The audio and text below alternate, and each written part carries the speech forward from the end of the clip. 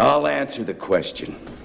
You want answers? I think I'm entitled. You want answers? I want the truth! You can't handle the truth!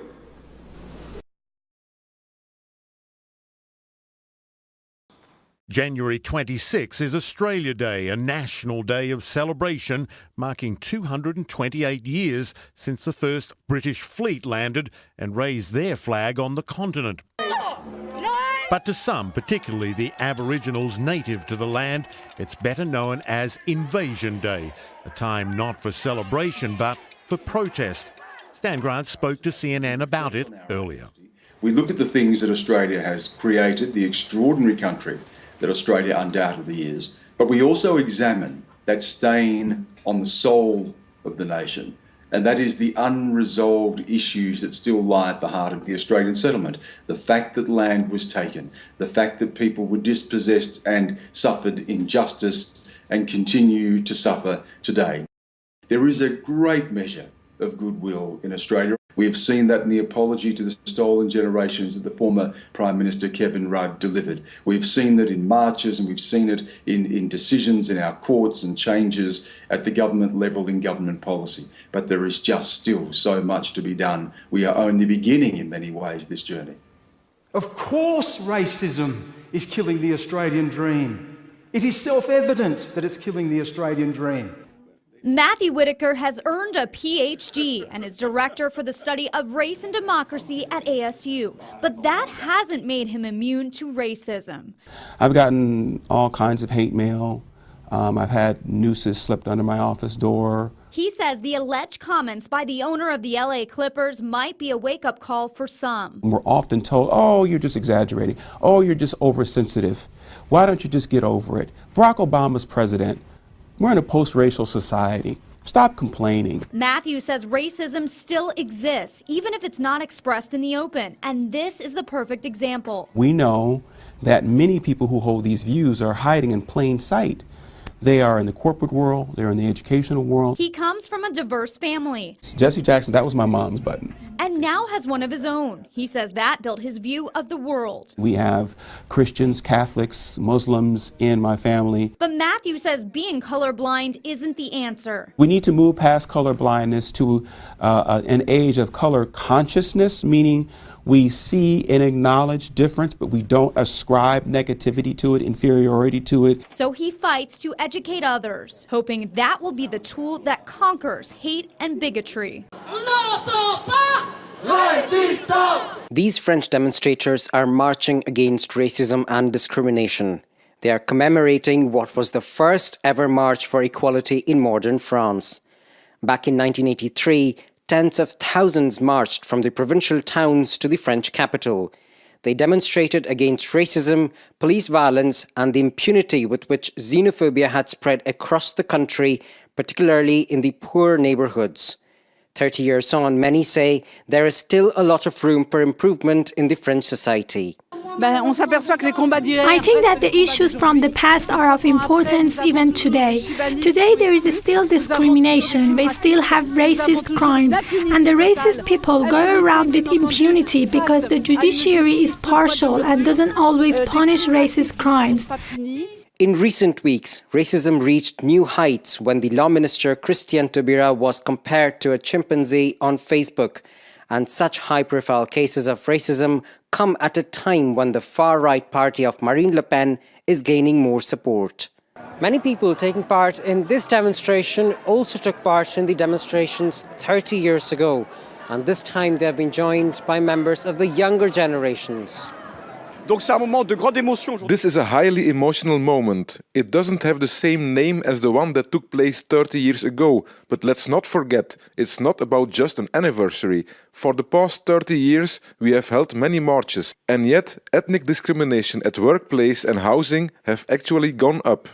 Political observers have often noted racism rises at times of economic crisis.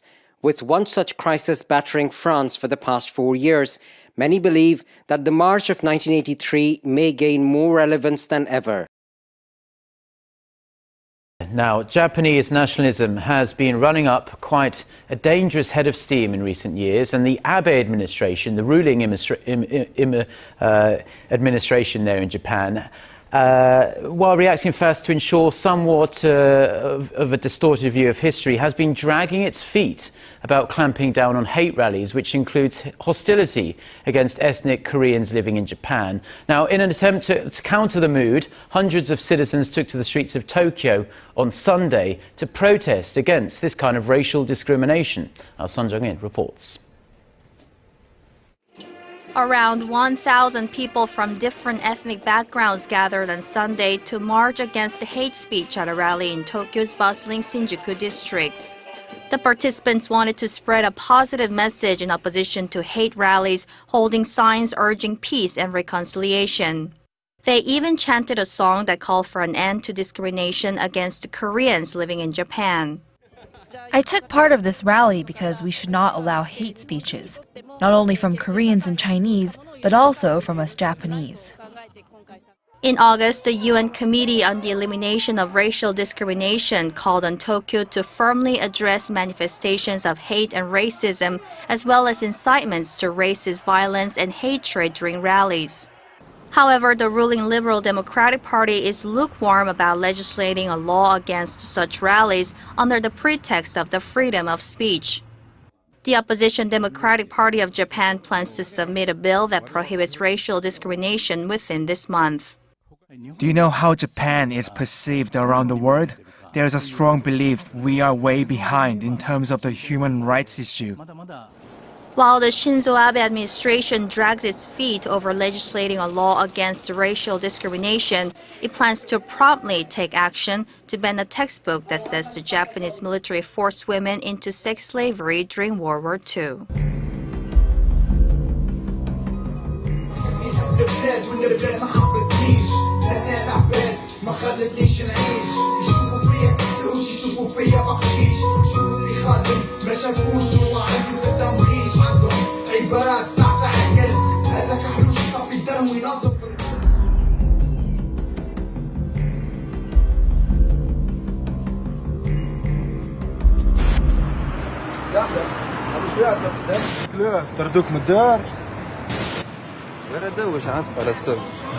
تفادليك موجودة في تونس أو سيف صفي دم داك كيفاش يخسروا لي ليه ما تقربليش حاجات كيما هكا كاين واحد دخل فيا كيما نقولوا سكينة ولا حاجة في قلبي.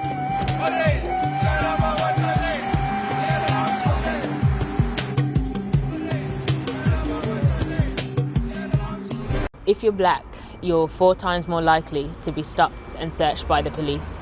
Black workers with degrees are paid 23% less on average than white workers with degrees. Race remains the most commonly recorded motivation of hate crime. These are just a few of the facts underlying today's report. Even in a multicultural city like Birmingham, they have a serious impact. Zedi Lau graduated this summer.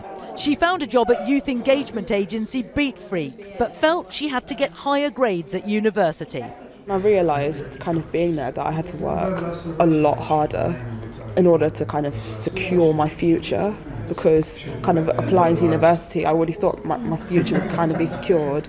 Today's report said that black graduates who were in work were earning 23% less than their white equivalent colleagues. What does that say to you? Just hearing that statistic, that is horrendous, but I feel like I'm not surprised.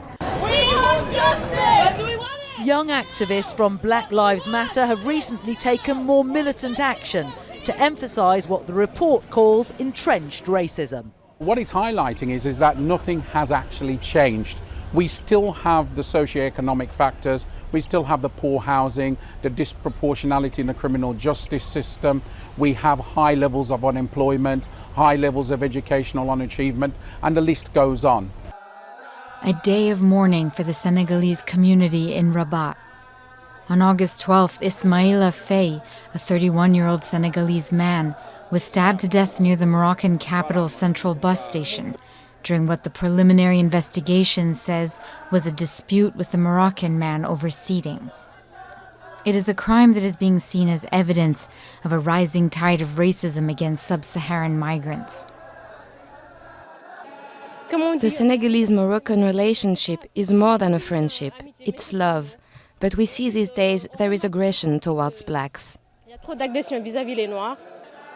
As a result of increased immigration controls between Morocco and Europe, the number of migrants in Morocco has been cut down to 20,000 in the country.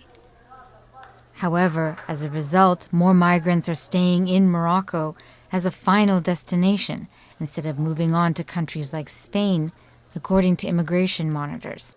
The majority of the immigrants in Morocco are coming from sub-Saharan Africa, including Jean-Marie, an illegal immigrant from Cameroon who's been living in Rabat for 2 years.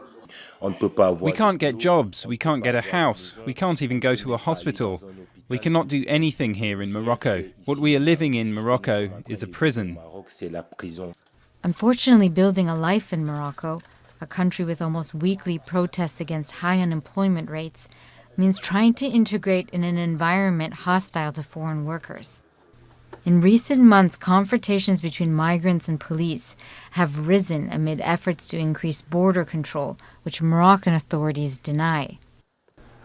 On those streets of Rabat, there are many legal and illegal workers striving for a better life. Unfortunately, in a country with high unemployment, they're finding themselves in a struggle against limited opportunities. I'll be back.